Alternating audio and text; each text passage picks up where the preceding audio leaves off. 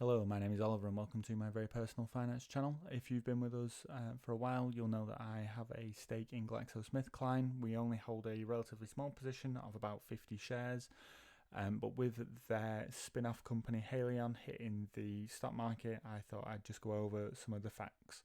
So Glaxosmithkline and Pfizer had a partnership for consumer healthcare products such as painkillers, toothpaste and vitamins.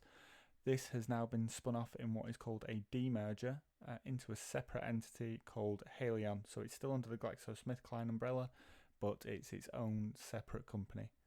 This demerger has knocked off about 20% of the GlaxoSmithKline share price. However, for each share in GlaxoSmithKline you hold, you'll be getting one share in Haleon, which means that your shares haven't really lost value. It just means that the value that's gone has been returned to you in the form of an individual share in Haleon. The company was floated today at £3.30 a share, giving it a market cap of about 30 billion, which is quite a good market cap. And GlaxoSmithKline and Pfizer both hold positions. So GlaxoSmithKline will have a 14% stake in Haleon, and Pfizer will have a 32% stake in Haleon. That leaves 54% of the shares that are going to be sold to investors like you and like me. Both GlaxoSmithKline and Pfizer have said that they will sell off their stake as soon as they can. Reading through the news, it looks like that's going to be November this year. And Haleon, the company, has been formed with between 10 and 12 billion pounds worth of debt from GlaxoSmithKline. So that's roughly around 4 times their expected earnings. Haleon have stated that they're going to be focusing on paying down that debt. They want to pay off £2.5 billion by 2024. That is going to be quite a tall order and doesn't leave much wriggle room for profits or for returning any money back to dividend investors like myself.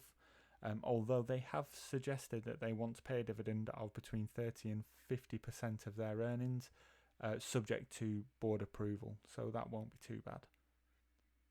Haleon expects their earnings to grow to 15 billion by 2026, and they expect to have a market cap of between 37 and 45 billion, which, if the share price holds true, then that will give them about between £3.70 and £4.50 per share, which isn't too bad. It's sort of maybe a 15% growth.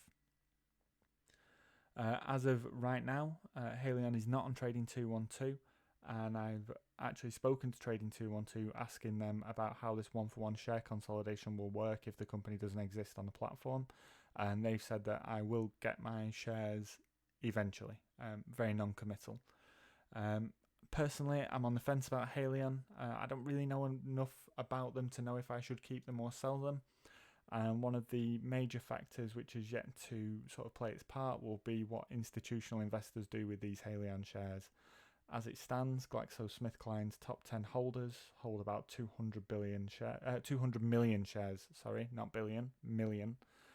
And they will, of course, be provided 200 million Haleon shares. Now, if they want, they can either keep them or sell them. But if they sell them, that's a lot of shares hitting the market all at once. And I don't know what that'll do to the share price or investor confidence.